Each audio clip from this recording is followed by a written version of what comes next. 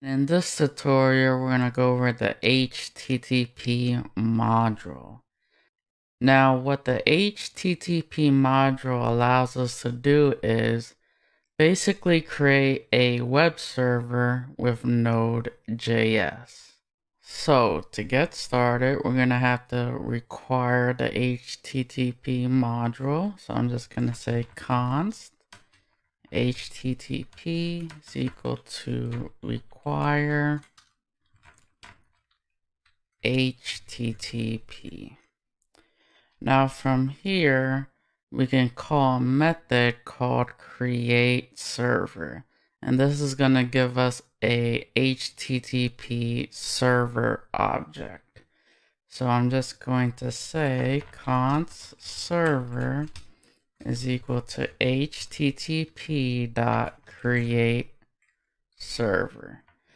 Now this method is going to take a callback, and this callback is going to give us a request object as well as a response object. So let's just do that. Now the request object is what the client requests from us. So for example, if I am on Google Chrome and I type in www.google.com, I am requesting something from Google. Now Google server is going to take that request and is going to send me a response back. So the most simplistic example that I could give you is I could send a basic text back to the client. So I could say res, and that's going to be my response. I'm going to say write, and I'm just going to pass in a string. So I'm just going to say hello world from Node.js. Now within here, I haven't actually sent the response back. I just told it what it is. So in order to send the response, I'm going to say res.end. Now this is going to take care of our http.createServer method.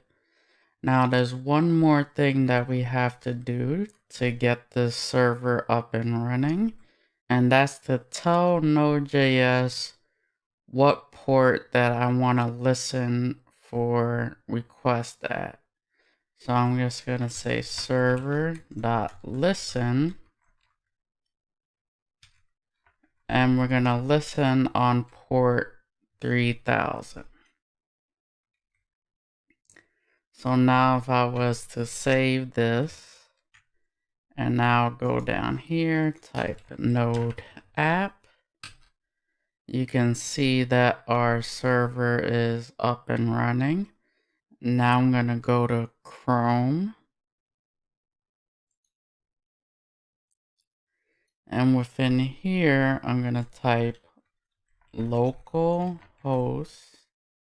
colon and then the port which we assigned was 3000. So that's where we're listening for request at. And if I hit enter, you can see that we get a response back from the server, hello world from Node.js.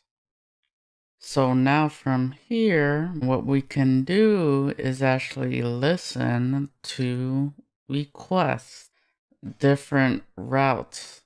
So let's actually take a look at a property of the request object. And one of the properties is called URL. So instead of just saying hello world from Node.js, I only want to say hello world from Node.js if it is the root domain. So I'm just going to say request.url is equal to /, Then I'm gonna say res.write hello world from Node.js.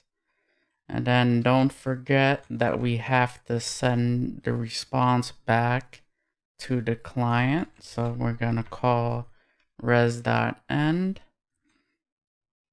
And now if I was to save this, and we're just gonna hit Control-C to kick us out of the server.